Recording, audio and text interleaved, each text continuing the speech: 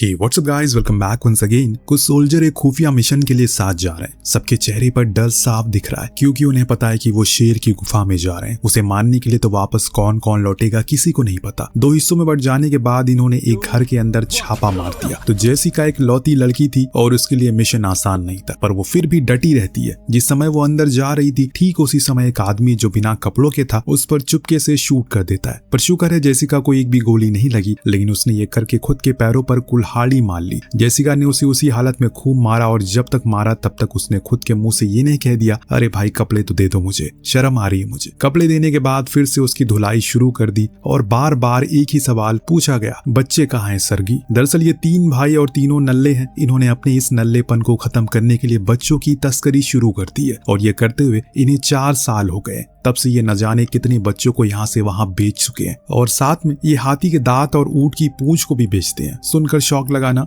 Jessica उसे पानी में डुबा देती है, यहाँ तक कि उसके बाल तक जड़ से उखाड़ देती है। पर इसका कहना था अगर वो उन्हें सब बता भी देगा तब भी वो लोग उसे मार देंगे, तो इससे बढ़िया है मर ही जाऊं। वहाँ दूसरी टीम बच्चों को ढूंढते ढूंढते एक ऐसे कमरे में पहुंच जाती है जहाँ पर काफी मॉनिटर लगे थे जिनके कैमरा की फुटेज चल रही थी। वो फुटेज छोटे छोटे बच्चों की थी, तो ये तुरंत उन कैमरा के वायर का पीछा करना शुरू करते हैं और पहुंच जाते हैं एक और छोटे से कमरे में जहाँ इन्हें खुफिया दरवाजा मिलता है। अब जैसे ही उन्होंने उसे उठाया इनके होश उड़ गए। इनका बहुत ही बड़ा बेवकूफ बनाया गया था। वो फुटेज फेक थी, दरअसल उन्हें दूसरे लैपटॉप से कनेक्ट करके प्ले किया जा रहा था। वहाँ कोई भी बच्ची नहीं थी। इतने में बाहर से गेट को बंद कर देते हैं और वो लोग और अंदर फेंक देते हैं ग्रेनेड। इनके पास कोई मौका नहीं है ये वहां से भाग पाए क्योंकि उसे पहले ही ग्रेनेड फट जाता है। बाकी तो उसी समय मर गए, लेकिन डैनियल जिंदा बच गया क्योंकि वो दरवाजे के दूसरी साइड छुप गया था। लेकिन बाद में उसे ये लोग बंदी बना लेते हैं। वहाँ दूसरी ओर जेसिका अपने साथियों के साथ सरगी को लेकर बाहर आती है। जितनी जल्दी हो सके ट्रक के करीब जाने की कोशिश में लग गई, पर बाहर आते ही सरगी के दोनों भाई और उनके लोग इन पर टूट पड़ते हैं जैसे कि आजकल गेवर पर लोग टूट पड़े हैं। क्या आपने वो अभी तक खाया है? वेल, अब जेसिका को अपने साथी के आगे चलने को बोलती है और खुद सरगी को पकड़कर पीछे पीछे चल रही थी, लेकिन तभी उसका साथी मारा गया। अब बची सिर्फ वो अकेली। इसी का फायदा उठाकर सरगी वहां से रफू चक्कर हो गया, लेकिन जेसिका देखकर गुस्से में आ गई। जितनी मैगजीन थी उसके पास सब खाली कर दी। कई सारे लोग मारे गए और फिर अंत में सिर्फ 2 जिंदा बचे, जेसिका और डैनियल। अब डैनियल तो लजार और इना के पास था जिसे वो दोनों बड़ी ही बुरी तरह से तड़पा रहे थे, लेकिन उन्हें अब किसी भी हाल में जेसिका चाहिए थी और तभी उनका खाना हलक से नीचे उतरेगा। इसीलिए लजार डैनियल की वॉकी टॉकी से जेसिका को बोलता है, बाहर आ जा लड़की, वरना तेरे साथी को ऐसी मौत दूंगा वो दोबारा कभी मरने का सोचेगा नहीं। जेसिका को पता था अगर उसने सरेंडर किया तो वो सभी उसे नोच डालेंगे, इसीलिए वो चुपके से उन लोगों को मारती रहती है। तब लजार अपने भाई और भरोसेमंद आदमी इना को भेजता है उसे मारने के लिए। अब यहाँ हिसाब बराबर करने की बारी थी, तो जेसिका बाघ की तरह धीमे धीमे अपने निशाने के करीब जाती रहती है। इना भी मुस्तैद थी। उधर डैनियल को वो लोग बुरी तरह से तड़पा रहे थे। उसकी चीखें जेसिका तक आ रही थी। इतने में अचानक डैनियल की चीखें नहीं आती और इना की चीखें सुनाई देने लगी। माहौल एकदम से शांत हो गया। जेसिका ने डर दबोचा उसे और जितना अंदर गुस्सा भरा था उसके अंदर उतार दिया। लजार को मालूम पड़ गया कि उसका भाई अब मर चुका है। वो अंधाधुंध गोलियां बरसाता है, लेकिन अब वो कहाँ उसके हाथ आने वाली थी। वो तो वहां से निकल गई, पर लजार को हमेशा के लिए एक अफसोस दे गई। सरगी तो अपने भाई पर बहुत गुस्सा करता है, पर उसका कोई जवाब ही नहीं था। कहानी अब 13 साल बाद आगे जाती है। सब कुछ बदल चुका है। जेसिका की बेटी अब बड़ी हो गई है। उसने सब कुछ छोड़ दिया है। अब वो एक आम जिंदगी जीती है। एक माँ की तरह अपनी बेटी की देखभाल करती है, साथ में अपने फार्म पर भी जहाँ वो कुछ रेयर एनिमल की देखभाल करती है। पर एक दिन चीजें थोड़ी बदल जाती है। जब वो अपनी बेटी के साथ वापस आ रही थी तो कोई उसके पीछे पड़ गया और वो कार भी जानी पहचानी लग रही थी। उसके लिए उसने स्पीड को बढ़ा दिया, पर जैसे जैसे वो करीब आती जा रही थी इसके चेहरे पर एक खौफ पैदा होता है। लेकिन ठीक उसी समय वो कार मुड़ गई और तब जाकर वो थोड़ा रिलैक्स हुई। लेकिन दूसरे दिन इससे भी बड़ा हादसा हो गया। दरअसल कुछ दिन पहले उसे कुछ लोगों ने कुछ जानवरों को रिहा कर दिया था। वो आज जेसिका से बदला लेने के लिए आते हैं। उसने उसके दोस्त के गले पर चाकू लगा दिया, फिर इसे भी मार कर गिरा दिया। ऐसा लग रहा है कि आज वो बदला ले ही लेंगे, लेकिन फिर वहां एक मसीहा आता है जो था डैनियल। हाँ, वो जिंदा है, पर कैसे ये आप सोच रहे होंगे ना, तो चलिए उसकी जुबानी सुन लेते हैं। उसका कहना था उन लोगों ने उसे इतना तड़पाया कि उसके अंत में ये लगने लगा कि वो मर गया। मेरी आंखें बंद हो चुकी थी और जब मैंने अपनी आंखें खोली तो मैं हॉस्पिटल में था। मैं वहां कैसे पहुंचा ये तो नहीं पता, लेकिन हाँ इतना जरूर पता है कि उन्होंने मुझे मरा हुआ समझकर शायद कहीं फेंक दिया। कहानी कुछ अजीब नहीं लग रही है? अब जेसिका उसे पूछ ही लेती है, तुमने मुझे क्यों ढूंढा है, यहाँ क्या करने आए हो? तो वो बताता है कि दरअसल मुझे तुम्हारी जरूरत है और वो काम सिर्फ तुम ही कर सकती हो। डैनियल, उस काम को छोड़े हुए मुझे 13 साल हो चुके हैं। अब तो मुझे ये भी नहीं पता कि बंदूक को चलाए कैसे जाता है। मेरे पास वैसे भी समय नहीं है, तुम किसी और से ये काम करवा लो। डैनियल का मुंह उतर जाता है क्योंकि वो यहाँ सुनने के लिए तो बिल्कुल नहीं आया था। जेसिका तो वहां से उठकर चली गई और जाकर निकी को कॉल कर दिया, पर वो शायद बिजी थी। इतनी में अचानक उसी समय कोई उसकी कार में घुसा, उसे मारकर बेहोश कर दिया और फिर खींचकर उसे अपनी कार में लेकर डाल दिया। जब कैमरा घुमा तो उस कार में डैनियल था।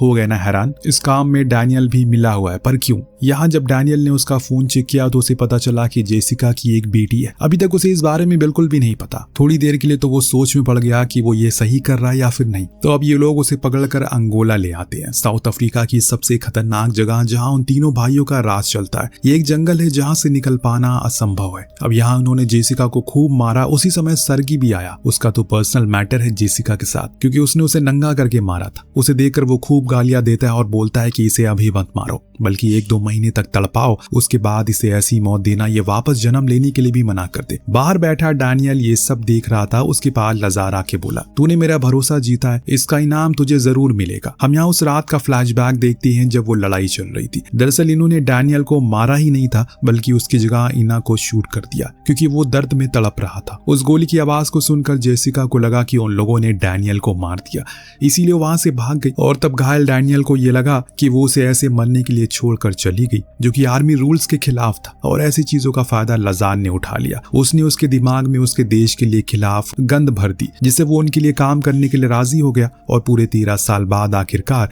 इसे ढूंढ ही निकाला। अंदर जेसिका चीख रही थी क्योंकि एक आदमी उसके साथ गलत काम कर बार बार उसे टॉर्चर कर रहा था। पर वहां शहर में निक्की को कुछ पता ही नहीं है। सोचो अगर उसे पता चल गया तो उस पर क्या बीतेगी। रात में अब ये लोग शिकार करने के लिए निकलते हैं। जब सब साथ में बैठे थे तब डैनियल उसके पास जाकर पूछता है, तुमने मुझे पहले क्यों नहीं बताया उसके बारे में? यहाँ वो निक्की की बात कर रहा था। मैंने तुमसे पूछा भी था, अगर तुम मुझे पहले बता देते तो मैं तुम्हारे साथ ऐसा कभी नहीं होने देता, पर मुझे तुम्हारे ऊपर जरा भी भरोसा नहीं था, इसलिए मैंने नहीं बताया। तुम भी उन्हीं जैसे बाहर दरिंदों में से एक हो। यहाँ ज्यादा दरियादिल बनने की कोशिश मत करो। ये सुनकर वो उसके सर पर एक कांच की बोतल मार देता है। फिर उन्हें टूटे हुए कांच के टुकड़ों में से एक टुकड़े को उसके पास फेंक दिया। उसने ये जानबूझकर किया ताकि वो किसी तरह करके यहाँ से बाहर निकल सके। बाहर बैठा लिजार अपने साथी बैक्सी को ये कहकर जाता है कि डैनियल पर ध्यान देना, क्योंकि वो किसी भी समय पार्टी बदल सकता है। ये कहकर वो अपनी गर्लफ्रेंड के साथ निकल गया। उसके जाने के बाद बैक्सी अंदर जाता है ताकि फिर उसके साथ गलत काम कर सके, पर वो ये भूल गया कि जिसके सामने वो आया है वो 3 बार नेशनल वॉर विनर है। अब धीरे धीरे करके वो अपने कपड़े हटाना शुरू कर देता है। यहाँ जेसिका भी उस टूटे हुए कांच के टुकड़े से अपनी रस्सियों को आधे से ज्यादा काट चुकी थी। अब वो उसे एक हाथ से छूता है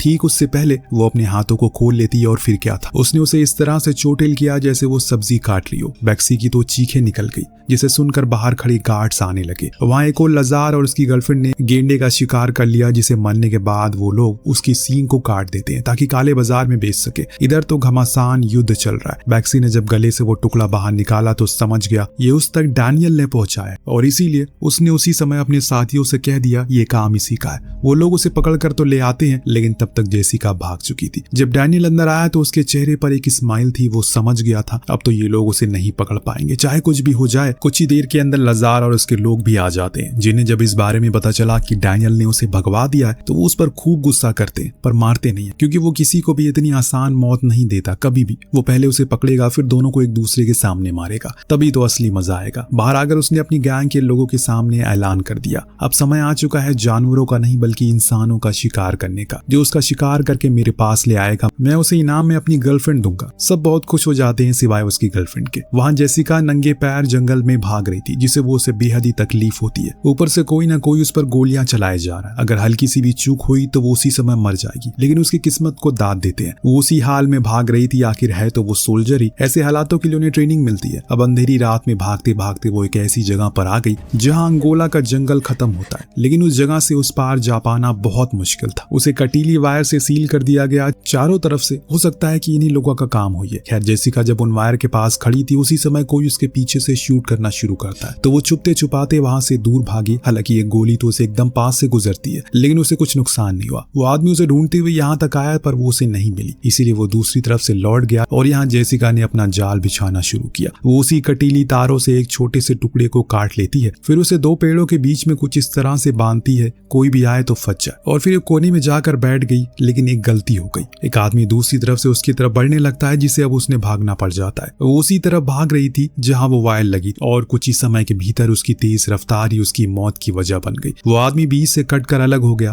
तब वो उसके पास गई, उसे जूते उतारे, कपड़े उतारे और फिर उसे जो कुछ भी सामान था सब ले लिया, यानी कि वो तैयार है युद्ध के लिए। अब यहाँ बेंसी को भी हल्की सी जेसिका दिख जाती है, तो उसने खुशी में लाजार को बता दिया कि वो उसे दिख गई है और वो इनाम तैयार रखे। बेंसी उसके पीछे पड़ जाता है। जेसिका को भी वो नजर आ गया था, तो वो चुपके से एक पत्थर के पीछे छुप गई। वहां ऊपर खड़ा वो उसे आवाज लगाता रहता है। इधर ये दोनों उस जगह पर पहुंच जाते हैं जहां इनका कटा हुआ आदमी गिरा था। उसका ये ट्रैप देखकर लाजार समझ गया अब लड़ाई आसान नहीं है। शायद उसे जल्दी समझ में आएगा कि उसने गलत औरत से पंगा लिया। अब आधे घंटे भागा दौड़ी के बाद आखिरकार बेंसी उसे पकड़ ही लेता है। अब दोनों में भयंकर लड़ाई होती है। वो अपने भारी भरकम सांड वाले शरीर लेकर उस पर कूद पड़ा, उसे दबोचना शुरू कर दिया। लेकिन जेसिका ने फुर्ती से काम लिया। उसे पता था कि चर्बी से भरा हुआ ये सांड ज्यादा हिलडुल नहीं पाएगा। वो उसे जॉन सेना वाला सलाम देकर पटक देती है, फिर उसका हाथ ही तोड़ देती है। लेकिन सिर्फ यही नहीं, उसने उसी चाकू से उसका टकले में घुसा दिया, जिससे उस सांड की बड़ी बेरहमी से मौत हो गई। लाजार ने जब बेंसी को वापस से कॉल किया तो कोई जवाब नहीं आया। वो समझ चुका कि वो क्या हुआ उसके साथ, और तब उसे अपनी गर्लफ्रेंड की याद आई। वो उसे बताता है कि उस लड़की ने हमारे 2 खास आदमियों को मार डाला है। अब तुम कुछ और आदमियों को लेकर फौरन यहाँ आओ। लेकिन शेरी के दिमाग में तो कुछ और ही चल रहा था। शायद वो भाप चुकी थी इसे ऐसे पकड़ पाना आसान नहीं है, कुछ नया तरीका अपनाना पड़ेगा। इसीलिए वो सीधा गई डैनियल के पास और पूछा, बताओ उसकी कमजोरी क्या है। डैनियल का जवाब था, अबे बोर्डम बुद्धि की औरत, तेरे आशिक ने तुझे ही इनाम में लगा दिया है। तू उसी की साइड ले रही है, पर प्यार में पागल शेरी को कुछ दिखाई नहीं दे रहा। इसीलिए वो उसे बोलता है कि मैं 13 साल से दूर था, पर मुझे क्या पता। ये सुनकर उसके पैर की उंगली ही काट देती है वो, और उसे यकीन था कि जरूर कुछ न कुछ उसकी कमजोरी तो होगी ही। पूरी रात मारम पीटी के बाद अब फाइनली सुबह हो चुकी है, और ये सुबह रात से ज्यादा भयानक। बस देखती जाइए। जेसिका भागते हुए कॉटेज में आकर छुप गई, जो पूरी तरह से खंडर हो गया था। वहां वो अपने जख्मों को देखती है तो उसे रोना आता है, क्योंकि वो सच में बहुत ज्यादा दर्द में थी। इसी दौरान 2 लोग उस कॉटेज के पास आए। वो अंदर नहीं आए, बल्कि बाहर से ही चले गए। उनके जाने के बाद उसके पास ही खड़ी एक कार दिखी। उसके दिमाग में आई, इसे लेकर मैं भाग जाती हूँ। जब वो उसके करीब गई तो देखा उसमें तो चाबी भी लगी है। कुछ ठीक सा नहीं लग रहा है दोस्तों। हमारा शक सही था। दूसरे ही सीन में हम देख पाते हैं कि टकला स्नाइपर राइफल लेकर उस पर बैठा है। ये एक चाल थी। जिस समय जेसिका कार को शुरू करने वाली होती है, उसी समय वो उसे शूट कर देता है। लेकिन शुक्र है कि एक सांप जो उसके लिए फरिश्ता बनकर आया, और उस चक्कर में उसका निशाना चूक गया। जेसिका को पता चल गया वो ट्रैप में फंस चुकी है। अब तो वो बाहर भी नहीं जा सकती, क्योंकि पीछे भी एक आदमी है और उसके पास भी ऑप्शन है, भागो। पूरा एक्सेलरेशन देकर वो भागना शुरू करती है, और वो टकला बार बार उस पर शूट करता है, और इसके कारण कार पंचर हो जाती है। अब तो वो भाग भी नहीं सकती। वहां वो आदमी आ गया। शुरू हो गई एक धमाकेदार फाइट। दोनों एक दूसरे पर चढ़े हुए। बीच बीच में लगातार वो टकला गोली चलाया जा रहा है, जिससे तंग आकर आखिर में उस आदमी ने कह दिया, अबे टकले गोली चलाना बंद कर दे, पहले मैं लड़ लूं। और ये बात उसे इतनी बुरी लगी, उसने सीधा एक गोली कार के टैंक पर चला दी, और फिर हुआ ये कि तेज धमाका हुआ, जिसमें वो आदमी ही जल गया, पर जेसिका को ज्यादा चोटें नहीं आई। वो कुछ दूरी पर खड़ी थी। इसके बाद वो स्नाइपर नीचे आता और कहता है, अब तो तेरा खेल खत्म है। उसी समय जेसिका अपने पास छुपाई क्रॉसबो से उस पर शूट करके उसके बालों के साथ साथ उसकी एक आंख भी गायब कर देती है। अब जब कुछ देर बाद वहां लाजार और उसका भाई सरगी आया, उसने फिर अपने साथी को ऐसी मौत देखकर गुस्से से लाल हो गया। सरगी तो बोलने लगा कि उसे जाने दिया जाए ताकि वो जाकर उसे खत्म कर दे, पर उसका बड़ा भाई उसे जाने से मना करता है। शायद उसे अभी तक अंदाजा हो गया है कि वो क्या चीज है। इतने में इनके पास एक कॉल आई, शेरी की, जो बताती है कि किसी को कहीं जाने की जरूरत नहीं है, क्योंकि उनके हाथ कुछ बड़ा लग चुका है। उसी दौरान हम उसकी कार में निक्की को देखते हैं, यानी कि डैनियल ने बता दिया जैसी की कमजोरी क्या है। अब ये लोग उसे ले जाकर उसी कमरे में बंद कर देते हैं जहां घायल डैनियल पड़ा हुआ था। निक्की खूब रो रही थी। उसे कुछ नहीं पता कि असल में क्या चल रहा है। उसकी माँ कहाँ है, कुछ भी नहीं। इतने में डैनियल की नजर उसके गले में पहने लॉकेट पर पड़ी। उसने देखने को मांगा, और जब वो लॉकेट उसने देखा तो हैरान रह गया। ये उसी का था। निक्की ने बताया कि ये उसकी माँ ने दिया, ये कहकर कि वो ये हमेशा संभाल कर रखे, क्योंकि ये उसके पिता की आखिरी निशानी है। डैनियल का दिल छन्नी हो जाता है ये सुनकर। उसे अपनी आंखों पर यकीन नहीं हो रहा था। निक्की उसकी ही बेटी है। दरअसल जब ये और जेसिका आर्मी में थे तो दोनों रिलेशन में थे। वहां इन्होंने कभी किसी को कुछ नहीं बताया। जिस दौरान जेसिका मिशन में थी और वो प्रेग्नेंट भी थी, उसने सोचा था कि मिशन के बाद उसे सब कुछ बता देगी, लेकिन उससे पहले ये सब खत्म हो गया। उसने मान लिया था डैनियल मर चुका है, और इसके बाद से वो निक्की को पालने लगी। वो उसकी आखिरी निशानी जो थी। डैनियल ने ये क्या कर दिया, आज उन दोनों को उसने मौत के मुंह में डाल दिया। इस बीच हमने देखा कि सरगी का एक आदमी के साथ चुपके से वहां निकल जाता है जेसिका को मारने के लिए। जब वो नदी किनारे पहुंचा तो वहां उसने एडीवी खड़ी दिखी। उसने सोचा कि वो यही है, इसीलिए वो कार से उतर गया। जेसिका की ये चाल थी, वो सबको छुप कर देख रही थी। कार में बैठा वो आदमी आराम से खिल्ली उड़ा रहा था। तभी शीशे को तोड़ती हुई एक गोली आई, उसका पूरा सर उड़ा ले गई। ये देखकर सरगी थोड़ी देर के लिए दहल जाता है। इतने में जेसिका ऊपर से नीचे उतर आई। उसने सरगी को गोली से नहीं बल्कि किसी और चीज से मौत देना चाहती है। अब दोनों के बीच पटकी पटकान शुरू है। सरगी उसे नदी में डुबा ही देता है कि ठीक उसके हाथ चाकू लग गया और उसने वो चाकू उसके पैर में घुसा दिया और बाद में भागते हुए उसके ऊपर आया और कार में रखी बोतल उसके ऊपर फेंक दी। पर सर्गी उसे चाकू की नोक पर लेता है। अब तो उसका खेल खत्म है, क्योंकि ना तो जेसिका के पास बंदूक है ना चाकू है, लेकिन लाइटर तो है ना उसके पास। जी हाँ, उसने लाइटर जलाकर उसके शरीर पर लगा दिया। जो बोतल उसने उसके ऊपर फेंकी थी उसमें पेट्रोल था। सर्गी जिंदा जलना शुरू हो जाता है और तलब के मारे चिल्लाने लगता है। इस तलब भरी चीख को जेसिका लजार सुनने के लिए वो वॉकी टॉकी ऑन करती है और जब वो अपने भाई की ऐसी चीखें सुनता है तो बहुत ही गुस्से में निकी को जिंदा ही दफन करवा देता है। जेसिका से बोलता है उसके पास कुछ ही घंटे हैं, जब तक तेरी बेटी की सांस चल रही है उससे पहले आ जा, वरना वो हमेशा के लिए सांस लेना बंद कर देगी। जेसिका को पता चल गया कि डैनियल ने सब बता दिया, लेकिन अब उसे निकी की जान किसी भी हाल में बचानी है। रूम में कैद डैनियल सब कुछ देख रहा था लेकिन कुछ कर नहीं पाया। इतने में उसके पास लजार आया और बेरहमी से उसे मारने लगा। उसने उसके पेट में चाकू घुसा दिया जिससे उसकी हालत और ज्यादा बेकार हो गई। वहां शेरी के हाथ जेसिका चल गई थी। उसने उस पर अंधाधुंध फायरिंग करने लगी, जिसे पलटवार में जेसिका भी उस पर कई गोली चलाती है और उसमें 3 गोली उसे लग जाती है। इसी अफरा तफरी में कार भी पलट गई और तब वो उसके पास गई, लेकिन उसका एक साथी जिंदा था जो लगता है कि लोहे से बना है। उस पर कुछ असर ही नहीं हो रहा था। तब जेसिका के हाथ में लगा शॉटगन जिसमें थी 12 गोलियां। उसने बड़ी ही बेहतरीन ज़ॉम्बी स्टाइल में उसके शरीर में 12 की 12 गोलियां उतार दी। अब बारी थी शेरी की जो तड़प रही थी। उसी समय उसके पास जेसिका आई और बोली, अब निकली ना तेरी सारी हवा। अब वो सीधा पहुंची कैंप में। इधर रात हो चुकी है, उसे आसानी से अंदर जाने का मौका मिल जाता है। तब शुरू की उसने वो तबाही जो कुछ देर देखने के बाद तो खुद लजार भी कांप गया। अपना बोरिया बिस्तर बांध कर वो भागने लगा, लेकिन सामने आ गया घायल डैनियल जो उस पर जहां तहां शूट करना शुरू करता है। इसमें उसे काफी चोट आती है। दूसरी तरफ जब ये हमले हो रहे थे उन्हीं झटकों के कारण वो ताबूत टूट गया जिसमें निकी को दफन किया गया था और इससे उसकी चीखें ऊपर तक सुनाई देती है। इससे जेसिका को पता चल जाता है कि वो कहाँ दफन है। उसने फौरन मिट्टी को हटाने का काम शुरू किया, पर लजार में अभी भी जान बची थी। वो अपने भाई और गर्लफ्रेंड का बदला लेना चाहता है। उसने इसीलिए उसे बड़ी बुरी तरह से मारता है,